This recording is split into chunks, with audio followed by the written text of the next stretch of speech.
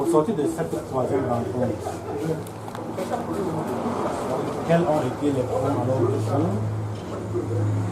Quels sont les points en projection? Quelles sont les doléances? Vous savez, nous sommes en train de mettre sur pied un mouvement très innovateur. Et pour décoller, il était question de rentrer, de nous formaliser, de rentrer dans les normes.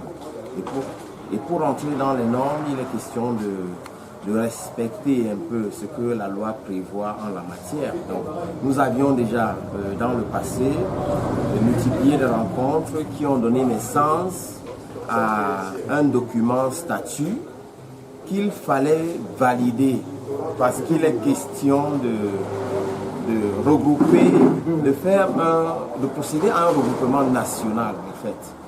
Donc, il était donc question de mettre à jour ce document et de récolter,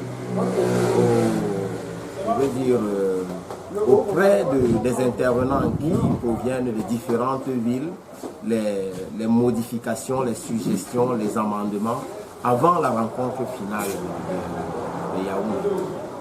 Rencontre en prélude dans l'entrée officielle de la moto en termes de association mère ou même de fédération, en fonction des résolutions que pourraient prendre les officiels. À quelle date cette rencontre de Yaoundé? Pour l'instant, nous avons une dernière rencontre qui devra se tenir. D'ailleurs, les dates ont été arrêtées. Pour le 8 juillet, nous aurons une rencontre comme celle-ci au sud-ouest. Et ce sera la dernière rencontre avant la rencontre terminale de Yaoundé. Et c'est ensemble à Limbé, ce 8 juillet, que nous avons fixé la date convenable pour la rencontre de Yaoundé. Alors, avez-vous des doléances? Avez-vous des soucis?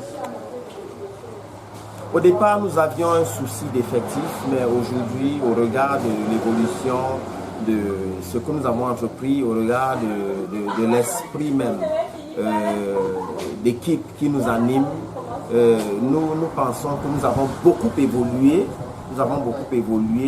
Le seul souci que nous aurions pu avoir, c'est un souci naturel, parce que nous ne sommes pas encore officiels, nous sommes dans cette démarche en ce qui concerne